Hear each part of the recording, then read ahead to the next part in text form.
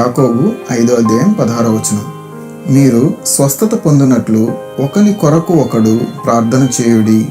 నీతిమంతుని విజ్ఞాపన మనఃపూర్వకమైనదై బహుబలము గలదై ఉండును. ఆమెన్. ప్రియ సహోదరులారా, ఈ వాక్యం మనకు నీతిమంతుల యొక్క ప్రార్థనా శక్తిని తెలియచేస్తుంది.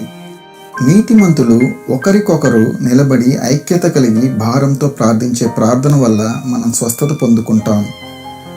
మనం ఒకరి కోసం ఒకరం మనస్ఫూర్తిగా ప్రార్థించినప్పుడు మన ప్రార్థనా విజ్ఞాపనలు బహుబలం గలవై సర్వశక్తుడైన యేసయ్య అనుగ్రహాన్ని కలిగి ఉంటాయి.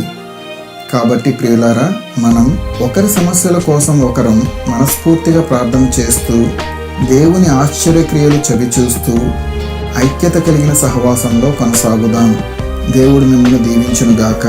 ఆమేన్.